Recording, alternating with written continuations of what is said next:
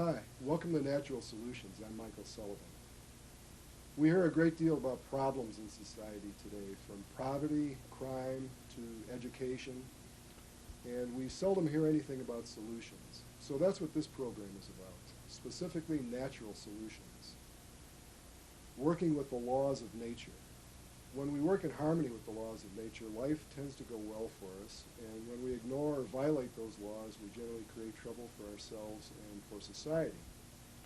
So the Natural Law Society of Missoula, which is a nonprofit organization devoted to public education and community service, is presenting this series of monthly shows on subjects ranging from sustainable agriculture to renewable energy resources, prevention-based health care, stress reduction, crime prevention, drug and alcohol prevention, and tonight's topic, education for enlightenment.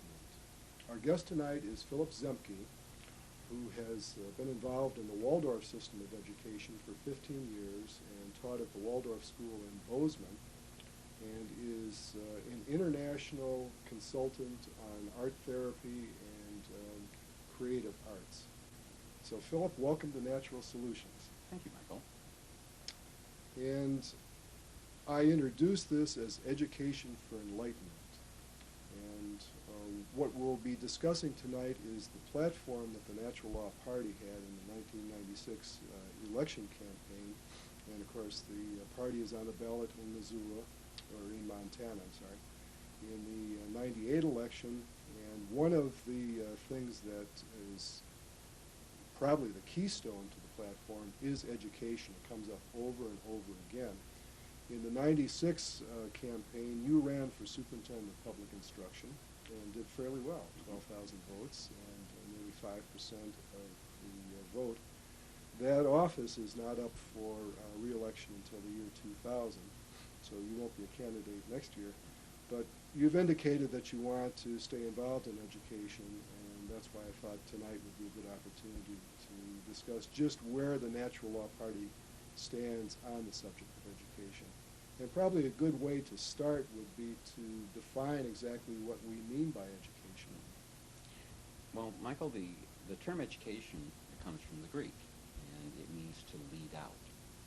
And that sense of leading out means that education is about expanding.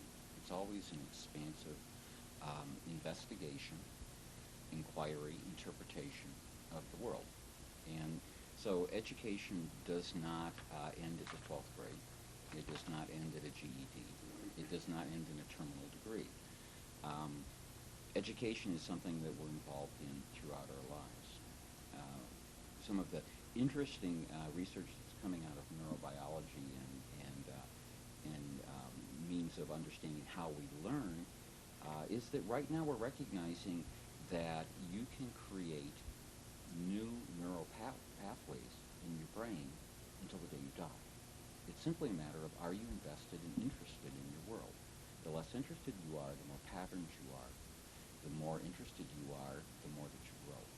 And they're finding that even people with Alzheimer's and autistic children that have been plateaued out as far as developmental disabilities, actually can increase their intellectual capacity, their conceptual capacity. And one of the areas where this is happening the most is in art, because art engages the interest, and so we're very I feel very fortunate to be working with the arts, with children and adults with disabilities at this time in my life. I find it a very exciting time. So education is something that's lifelong, and that's one of the things that Natural Law Party addresses in their platform is how do we do creative great education. That's how to make it available, because without the opportunity we cannot have education. I mean, that's one of the key components of education, not only is interest, but also is opportunity. And right now, we're finding there's less and less opportunity for the overall population in America to get the type of education that really functions for them. One of the areas of exploration that's happening right now is the work of Howard Gardner. And he's been at Yale for 20 years and was here in Missoula at the university for summer master's programs for the last 2 years. And he has identified 7 to 8 intelligences, ways in which a person primarily learns. And each one of us learns differently. Some of us have strengths in languages, some of us have strengths in music, some of us have strengths in spatial or artistic formats. We all tend to blend in various proportions these ways of learning. He notes 7 of them, and those 7 are math language, which is something, or math logic, which is what we really stress in the culture, linguistics, spatial relationships, kinesthetics, which has to do with learning through the body. There are people that before you can give them a concept, you have to put something in their hand. You have to make it real for them. And then there's interpersonal, which is the dialogue you have with yourself. And then there's intrapersonal, which is the dialogue we're having with each other. And then lastly, music.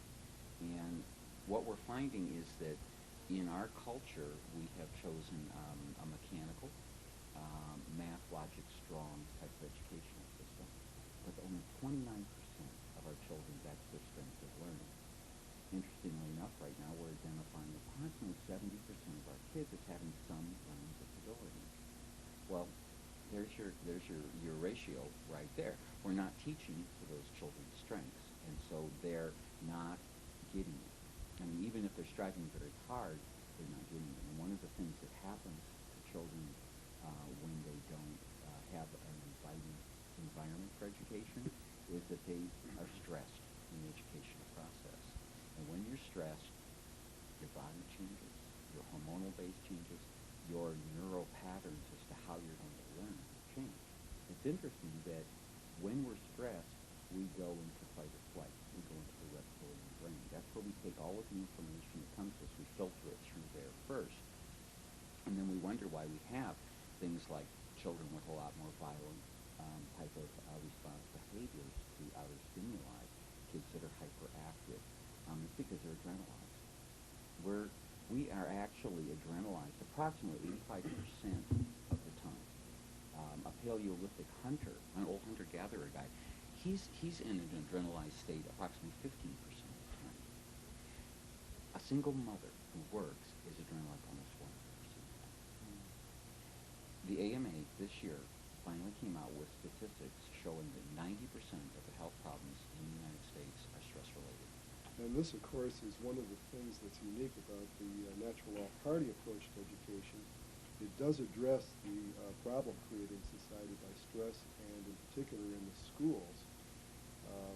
Now, stress and hyperactivity is treated with Ritalin. I understand that Ritalin is one of the most overprescribed drugs in the country right now, and it's available in all of the schools. This is how it's treated.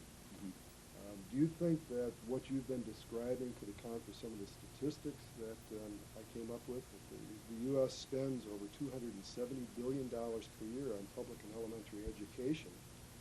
And even though expenditures per pupil have increased more than 25% over the past 10 years, still 60% of high school seniors can't meet projected national education standards. And only 4.4% of U.S. students pass advanced placement exams, compared to 33% in France, Germany, Israel, and Japan. Plus, there's a 28% dropout rate, which is the highest, as I understand it, among industrialized nations. Now, as a person who's not necessarily an educator, but certainly interested in education, statistics like this would lead me to conclude, along with everything else I'm hearing, that our public school system simply is not doing its job. Well, and not to find fault with public education in that they inherited a system that goes back basically to World War II. The Industrial Revolution created a mechanical viewpoint of not only the world but of the human being. And we can go back to Aristotle and talk about the mechanical point of view. But it has increased since we've been dealing with the Industrial Revolution. And one of the things that occurred was a very great desire to have everyone literate. It's interesting that we actually peaked in literacy in this country a few years ago, and that now we're having increased illiteracy amongst adults, partially because of non-use. It's goes back to that question: if you're not interested in learning, and you sit yourself for 4.4 hours on average a night in front of the television, you're basically not going to increase your literacy skills. You're not going to practice, so you're not going to have them. And so it's climbing towards 50% of adult illiteracy in this country, and recent statistics. One of the things that we wanted to do is we wanted our children to be able to read and write, and that was a basic tenet. But then what we did was we created actually an adolescent time frame for kids to learn social skills and to become educated in almost a Greek sense of, a liberal arts education, humanitarian education, so that children basically can think for themselves. They can have an awareness of how to think. And what happened was that when we began to go more and more towards the mechanical model, and certainly since the mid-1960s, we've had an increase in behavioral modification type of psychology in curriculums, basically treating the person as a malleable ingredient in a large social consumer population. It's not uncommon in the consumer culture that we found corporations pouring money into curriculum development starting in the 1960s. And the psychological testing began to become more prevalent. So with this in mind, what happened was that with this idea that science and technology is where we're going to go, we began to teach more and more towards science and technology. And we started dropping out those kids who are very creative, that we call high-functioning kids, and those kids who were not doing as well or were misconstrued because their learning modality was different, we dropped them out. In other words, we were going for a very narrow band of what is normal. And our teachers have been asked increasingly to teach to that normal band. So that's why in a lot of the urban centers, we have kids who are graduating out of high school but haven't ever learned to read, but they keep getting what's called socially advanced. They get advanced because their age says they're going to advance them, but it has nothing to do with true education. So we've reached a point, I think, where we need to rethink education. We need to rethink who the human being is. The human being is basically a creator. That's what we do. We create. And for most people, that just requires opportunity and encouragement. And what's been happening in our culture is that we've been discouraging individuality, and we've been championing a kind of conformity, whereas consumerism is what you mark yourself with, not with your sense of well-beingness, not your sense of clarity about how to make a good decision. We go back and look at Watergate. One of the things that came out of Watergate was that Richard Nixon was surrounded by lawyers. And when they asked these guys, where was your ethics? Why didn't you ask the questions? Why didn't you make a value judgment about doing this? It turned out that none of them had ethics classes. Ethics isn't even offered in most educational systems. It may be at the college level, but certainly not in many secondary or elementary schools. Now, it sounds like that's something that should be offered. We've pretty much gone over the problems. I'd like to talk now at this point about what we can do about it. What changes can be made in the curriculum? Can we offer courses like ethics and philosophy? What are your ideas on that? Well, I think that the ideas that I have are pretty well mirrored in what the Natural Law Party is saying. I have some elaboration on some of them. Recognizing that we're lifelong learners, we need both technical education as well as how to ask good questions. Every day we're confronted with a myriad of options, and how do we ask the questions that, for one thing, treats ourselves with dignity and treats each other with cooperation. I think we're not doing a real good job of it right now. We seem to be in quite a darkness of cynicism about what we're doing as human beings. I don't think we're very satisfied. One of the places where satisfaction can really come about is when we learn. Every time you learn something new, there's another level of satisfaction that you reach. But we also need technical education. We have a very large infant mortality rate, and one of the highest in industrial countries. Where is the prenatal education for mothers? Where's nutritional education? We know that a lot of our problems come from diet. One of the things that Natural Law Party does talk about is this idea that for the adult population, we need to offer opportunities to continually educate. Let's say that this child is conceived, and we're going to have this new baby in the world. That mother needs to have opportunities to learn about good neonatal care, to learn about nutrition, to learn about early parenting skills, father and mother. It's not exclude father. The Natural Law Party has really been excited by the success in the Head Start program. So now when you're starting to reach into that toddler and early childhood age, you do have a model. The belief is that the models exist for good education. And the thing is that what we need are opportunities to bring them into mainstream.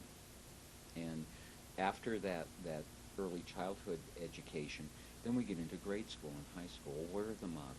Well, we have models that have been successful for 100 years, such as Montessori education. We have models such as the Waldorf system, the Waldorf movement, which I'm most familiar with. What is unique about these educational programs is that they are individual-centered. They treat each individual as the unique being that they are. They look at multiple intelligences, and they seek ways to call forth out of each child that they use their strength in learning something. When you're working, like let's say in Waldorf, you can be teaching a child how to learn their numbers and their letters, and you're doing it with pictures on the board. You're doing it because they're making their own textbooks, or they're engaged in art where they're making it their own. This is profoundly different than what happens in the public school system. My own son, who was in Montessori school, and I asked him each year, do you want to try public school? And he finally said to me this last year, but you have to sit still all day in the same spot. And I said, yes. He said, you can't move from interest area to interest area. And I said, no, you cannot exercise your interest. And there's the difference. One is given to you from outside. We treat education as a pouring in of knowledge instead of an inviting of the child out into what interests them. And that child will learn if given the opportunity to have those interests. Now, you've mentioned art a couple of times. Mm-hmm. Some people would consider that to be a frill. Very often when it's necessary to cut education budgets, they start hacking away at things that they consider to be unnecessary.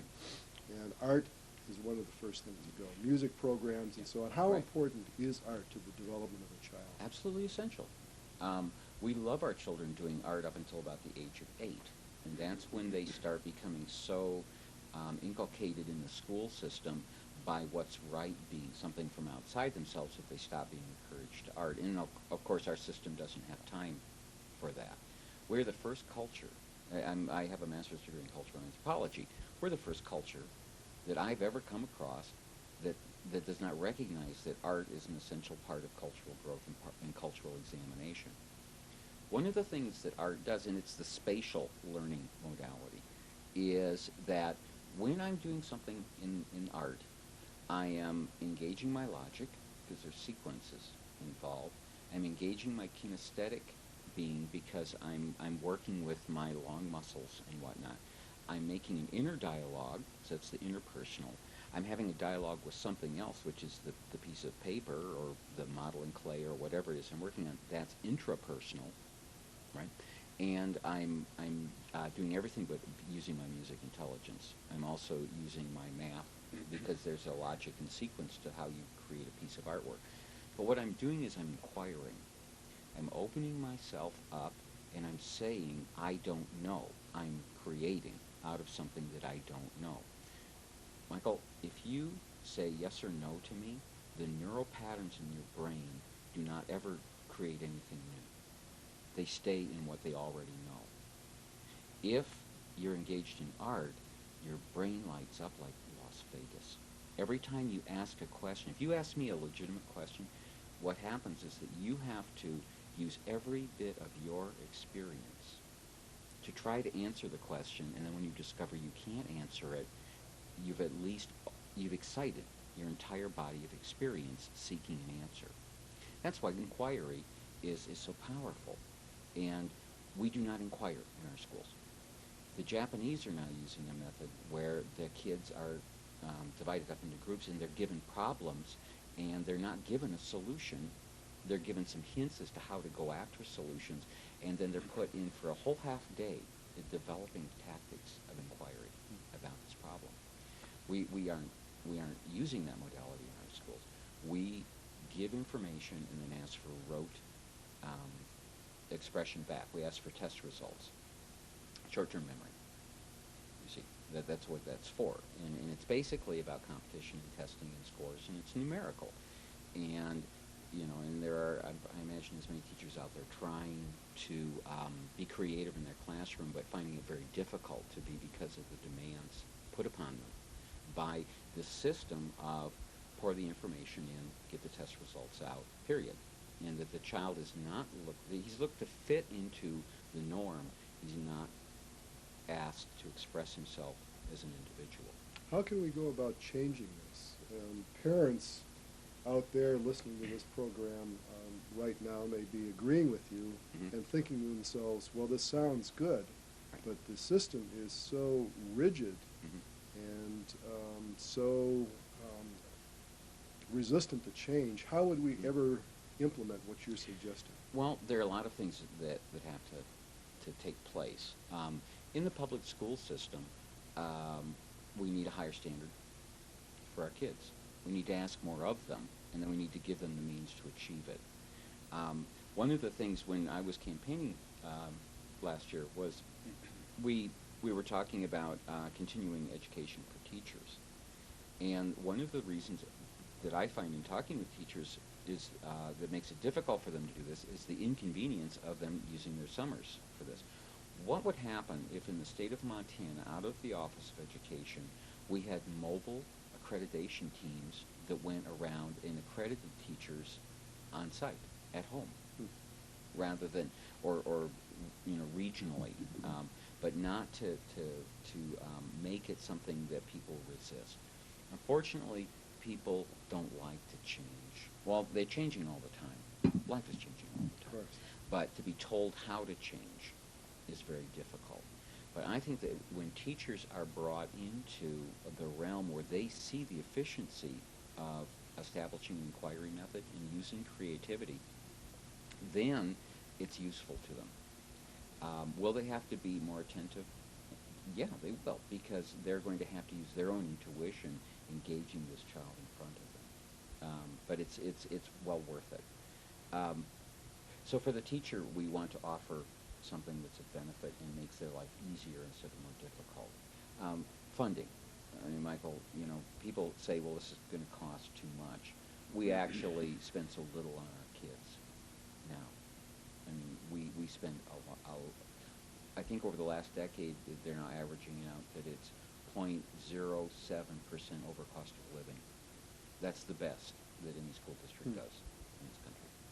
All right. That's not increasing for our children, and that's not really making children our priority. When we look at school systems, we want to know that what we're going to teach our children works. In this country right now, there's a movement called charter schools. I believe that it's somewhere between 23 and 30 states now have charter schools. California has 130 charter schools. Very few of them have failed. Most of them have succeeded. The charter schools are basically schools that come out of funding for school districts, and they're a unique unit unto themselves. Oftentimes the faculty volunteer to be in the schools, and the administration is parent-friendly. There's a lot of parent involvement. Such a school system does not cost any more than the public school, because you use the same dollar factor for the children when you fund the charter school. But this is within the public school system. But it is within the public school system, and there are things that are called strong charter schools where the Board of Education does not interfere with curriculum from the school district in the charter school. It's planned by the parents, by the teachers, by advisors that they can call in. And then, so that's a very strong school, and there are weaker charter school systems where the district or the local school board maintains some sort of curriculum overview. Now, the idea is that when these schools come up for review, their test results are reviewed constantly. Their ability to financially handle money comes up. They have to meet all the same employee guidelines and safety rules and everything that a regular public school does. And ultimately, these schools can experiment with proven methodology. You can have a Waldorf-based charter school. And Waldorf, 100 years of educational success. The first schools closed by Hitler, the first ones reopened by the Allies. The largest percentage of kids that go directly into colleges, that do not take the preparatory year for admittance exams in Germany, Waldorf kids. Waldorf kids succeed. Their instructors in college say that they're usually the most balanced students they have.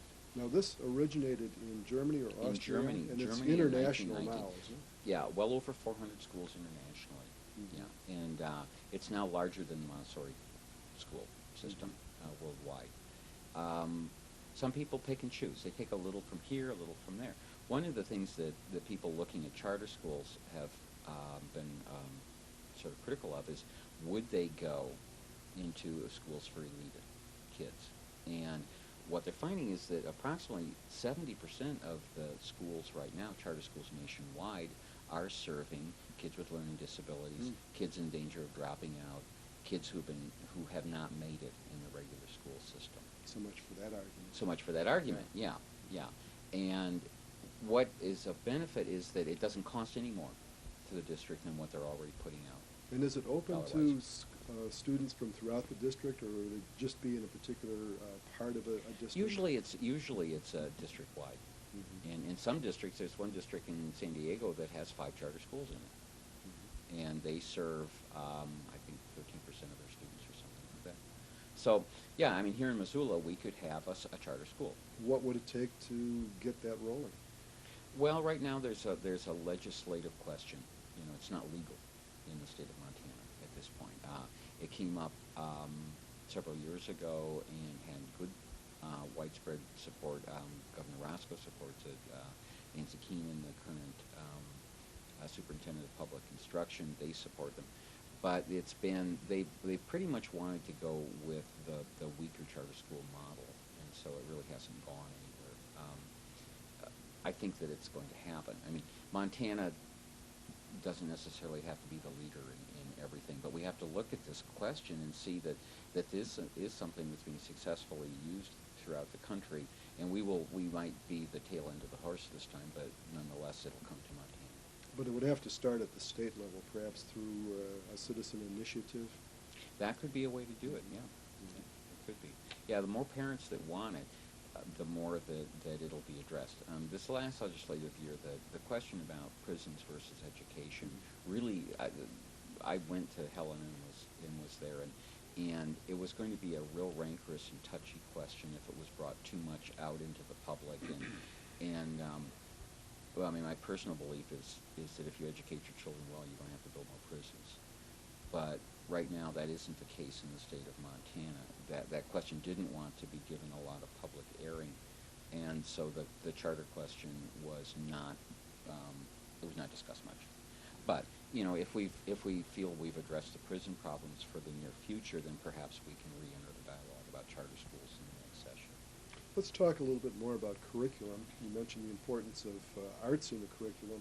What are some of the other things that could be offered that are lacking now in the public school system? And I don't mean to hammer at the public school system, right, but this is what most of us citizens have an opportunity to impact, not so much the private schools. So we'll focus on public schools and what is lacking. We hear the stories about violent juvenile crime increasing. Recently there's been a number of shootings in schools. The children seem to lack any sense of morality, and of course some people would love to see the teaching of religion in schools. This is a very controversial subject, and I'm not sure that any one particular religion needs to be involved, but it seems to me, from the standpoint of a parent, that all children would benefit from some spiritual exposure in school. How could you get that into the curriculum, for example?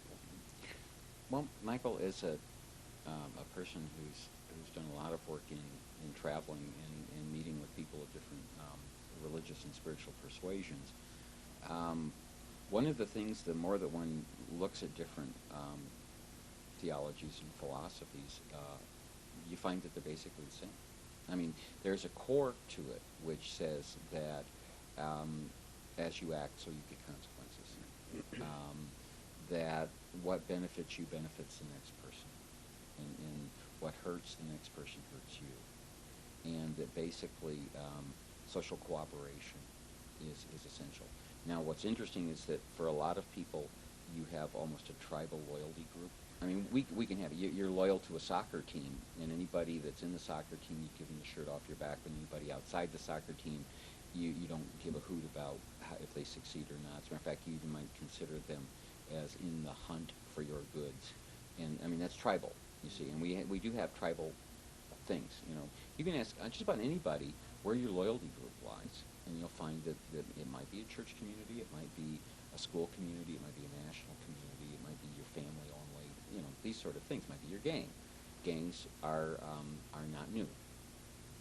When our ancestors were out doing little Paleolithic hunter-gathering out, you know, on the plains somewhere, they were a gang of guys, you know, out there doing it. So gangs aren't new. But one of the interesting things is how big is your world? And could we teach comparative religion in a school? Yeah, I think so. You're going to have to ask who is going to teach it. And the thing is that I can have a personal preference for my practice, my own spiritual practice, and still include everyone else's spiritual practice as being just as legitimate as mine. And I think that inclusiveness is really essential. It's essential for being a respectful citizen. And that's one thing that we're not seeing in our schools, is that we're being taught to click up. And, you know, we've been seeing it since World War II, basically. The increase in violence. I mean, the fact that a kid sees, 18,000 murders by the time they're, 12, 13 years old. They see 100,000 alcohol commercials, beer commercials on television by the time they're 18. You know, does this have an effect? And we keep saying, well, no, we don't think so. Well, I think so. I think saying that it doesn't is totally a denial. It's an ignoring of the facts. Can we teach our children to be cooperative? Can we teach our children to respect other people? Not tolerate. Not just tolerate other people, but truly respect them. And that's a question that was asked of Rudolf Steiner when the founder of Waldorf education. They asked him. They said, "Well, Dr. Steiner, what do you want out of your students when they finish high school?" And he said, "I'm not interested in them having a vocational specialty. I'm interested in them being able to make good moral decisions." You see, can we teach a kind of moral ethics that embraces a multiplicity of points of view, rather than saying only mine and everybody else I can dismiss? We cannot dismiss the world. We cannot. It's interesting that the opposite, the antonym of awe is contempt. Now, if we don't have awe or respect or wonder for our world, which is where education really comes in. You asked me about curriculum. Where's the curriculum in astrophysics? Where's the curriculum? I mean, you can bring the wonder of the stars to a child. You can bring the wonder of another people to someone, not in a disparaging way, not in making them the other, but recognizing the common. The common is more proficient for us. Then we talk about the differences. We bring what's common to both of us first. The idea that if we do not have awe for our lives, we have contempt, and we treat other people with contempt. Would it be appropriate to teach courses such as anger management Yeah. or meditation. Again, this is something that makes the Natural Law Party unique in the political arena. The party advocates meditation as a tool for stress reduction and elevating consciousness. And the belief is that the reason people abuse alcohol and drugs and the reason behind much violent crime is stress. Mm-hmm. That many of the crimes aren't premeditated, Right. but people are reacting to stress, and that meditation is a valuable way for reducing that. But this gets to be controversial because for some people, meditation seems to have a negative connotation. How could that be incorporated into the public school curriculum? Well, first of all, stress is, when we're stressed and we're adrenalized, as I was saying, we go through the reptilian brain to process our information.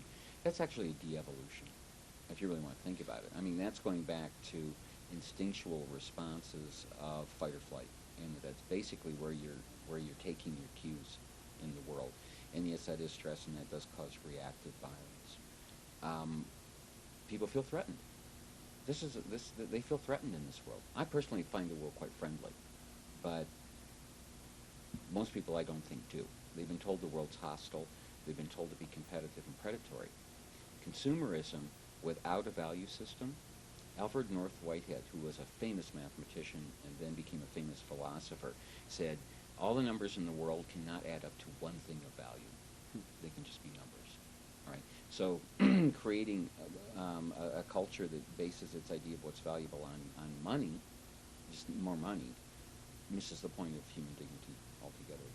Human creativity, human initiative, human genius. It's absolutely not interested in it. If we look at meditation and we look at these 7 intelligences that Howard Gardner's talking about, someone, and this is, I think, sometimes where some people say, well, I don't want to meditate because I don't want to sit still. You know, if you're a strong mathologic person, you can probably meditate because you're already mental. You already have a mental propensity, an intellectual propensity. But for someone who is kinesthetic or who learns through body usage, they probably need to be out there doing Tai Chi, or they need to be out there doing yoga, or they need to be doing running. You know, we talk about runner's high, you know, or bicycling. That's a meditation. Does it reduce stress? Yes, it does. The idea is to reduce stress. The idea is not to reach a certain state of consciousness as described by any religion or philosophy, more or less. I mean, let's just put it out there and say it's about stress reduction. Art, which is in the spatial relationship intelligence, when you see someone engaged in art, they are totally in a meditative state. I mean, they are totally absorbed. They are outside of time and space, right? They're not thinking about yesterday, not thinking about tomorrow. They're in the present doing their activity. That's a meditation. So, can we meditate by putting art in our classes? Yes. Can we meditate by putting movement in our classes? Yes. Can we meditate by putting music back in our classes? Yes, we can. These are all stress reducers. And these are non-religious. They're non-religious. Right. Non-religious. They don't need a philosophical platform to recognize. I mean, one of the interesting things about science is that now we can measure brain activity and hormonal activity, and we find out that things that we've been dismissing as frivolous are actually the healthiest things that we can do. We're basically a culture that is living a mythology about going faster. We're in, we're 500 years into the Industrial Revolution, in a sense, and we're saying, gosh, faster, faster, more, more, better, better, that's better, better, better, and yet it's driving us crazy. And so, what are we going to do? Well, I think we all need to take a deep breath. That's what we need to do. And in the deep breath, you can begin to listen to the world, and that's an education in and of itself. I think it's a real exciting time for education for one reason, which is that these benefits, there was a woman who works in neurobiology who was talking about what they're seeing now with MRIs and PET scans and all of these things. And she knows of Dr. Steiner's work, and she said, isn't it curious that this man 100 years ago knew about how people learn, and now science is proving him right? And how did he know it? And how did he know it? He knew it by watching people with disabilities and teaching them, because they are more, how shall we say, extreme. And he actually learned about multiple learning intelligences by working with extreme people, not with you and I, because we're moderate. We're always seeking moderation in our lives. And he worked with these people, and through that he came to an understanding of what we want to call the archetypes of learning. So, and it fascinated me. Are we talking about a radical restructuring of our educational system? Is this difficult, and is it going to increase government control of education? Is it going to increase the cost of education? I think these are the questions that people ask. Sure. If we were to take this long look at lifetime education, and we were to say, we already have high schools, we already have grade schools, we already have adult learning centers, we're not using them in the evenings as much as we could. We could have all of our adults in there in the same classrooms that the kids are in the daytime. Okay. Charter schools, does that cost more than what we're already paying for a public school student? No, it's the same. Basically, it's using our resources more, is what it is. Can the senior citizen benefit? Healthcare costs go down when people are involved in life. You know, we've made this very radical turn to dismiss people after the age of 63. Once they're out, see, again, it's this idea that if you're producing as a consumer and as part of the machine, that you have worth, and when you're past your prime, then no longer are you worthy. And so, I mean, the amount of money we use in scams against our elders, and the amount of pushing them away into non-hospitable, non-learning environments is pathetic. I mean, it really is. I mean, I think we would be really smart if we increased the amount of money we spend on our kids' hundredfold. Personally, I mean, I think that they're worth it. You know, because we're going to pay for it with prisons. There are other areas we can cut back in funding. Yeah, I would think so. The sense of what we want to do with education in Montana, and something that I talked about last time when I was running for the office, and would really want to do this again, is to talk about vocational education. When we talk about those 70% of the kids that don't have the same type of college-bound aptitude in the math linguistic sort of arena, a lot of these kids, they want technical training. We're taking our welfare recipients and saying we're moving them to workfare, and we were 2 years away from it a year ago. You know, have we increased 2-year training programs in the state sufficiently to really take that up? Europe has been really a leader in when kids are in high school, they both do some technical training and some college prep training, and they get a feel for what they want. And somebody might want a technical training when they're 18 years old and go to college when they're 30. You know, but if you don't offer the opportunity or the option, then they can't make a choice. They can't find themselves within options and make a good choice for themselves. I think we ought to look at our 2-year college program, our VOTEC programs here in Montana, and increase them. I think that would be, it's getting more expensive to go to college. I think there are a lot of kids coming out of high school that don't know what they want to do, and yet they need a vocational skill so that they don't become a burden to themselves and other people, so that they have a sense of creative investment in the world. They know they can put food on the table. They know they can put a roof over their head. They may choose to go to college when they're 30 years old or 40 years old, but you know, in between 18 and 30, do we just abandon them if they're not college bound? I'd like to, we're running out of time, and before we wrap it up, I'd like to read a little bit from the 1996 platform of the Natural Law Party. At the national level, the Natural Law Party, by the way, we've been talking about natural law without really explaining what we're talking about. And you gave an example earlier when you were talking about cause and effect. This is a natural law. Yes. Every action has a reaction or a consequence. Yes. And we can see how that's violated on a regular basis. Right. The Natural Law Party in 1996 proposed to upgrade the U.S. Department of Education to a Department of Educational Excellence, which would charter several federally funded model schools in which educational innovations of all kinds could be implemented and researched, just as you were talking about. But if people think that that means the federal government is going to be dictating even more to local schools, that isn't what the party was advocating at all. It says rather than dictate educational curricula at the local level, the federal government could thereby play a crucial research and leadership role in improving educational outcomes across the nation. And then the party supported several initiatives last year and probably will again. One was to fully fund the Head Start program, which you mentioned earlier. Another was to provide financial support for every student who wants to go to college. And here again, the two-year vocational program would fit into that. Lengthen the school year and increase the number of required subjects in high school. My understanding is that in those states where they have year-round school, they're beginning to see better results. Mm-hmm.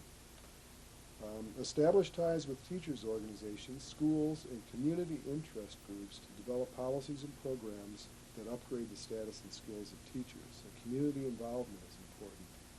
Add computer support to the National Literacy Act of 1991. Increase the nutritional value of school lunches. Yes. That's important. Establish community centers of knowledge where parents can receive the latest understanding of health and nutrition for their children. Again, bringing the parents into it. The parents have drifted away from the educational system. And to create national apprenticeship programs by bringing together business, labor, and educational leaders to develop a system that offers training and a valuable skill for students who are not college-bound. And many of these ideas have been implemented in other nations. The Natural Law Party, by the way, is international. It's fairly new in the United States, but it exists in 60 countries around the world. And last year was, we're getting away from education a little bit, but we need to talk about the party because we have an election year coming up. The party ran nearly 500 candidates in 48 states and the District of Columbia in 1996, and along with candidates for president and vice president. The only people who were elected last year were at the local level in California. And what we found was that although people talk a great deal about being ready for change, wanting change, being open to change, at the 11th hour in the last election, they didn't really vote for change. They voted to maintain the status quo. So if people watching this program are content with our educational system and feel that everything is working fine, they don't need to do anything. If they're interested in what we've been talking about tonight, and education, as I mentioned earlier, is the keystone of what the Natural Law Party stands for. And it's across the board, not just in the classroom. This is classroom earth that we're living in, and every day provides opportunities for education and for teaching. They should get involved, and one way to get involved is through the Natural Law Society, which is the sponsor of this program. So thank you, excuse me, thank you, Philip, for being on the show. Okay, my pleasure.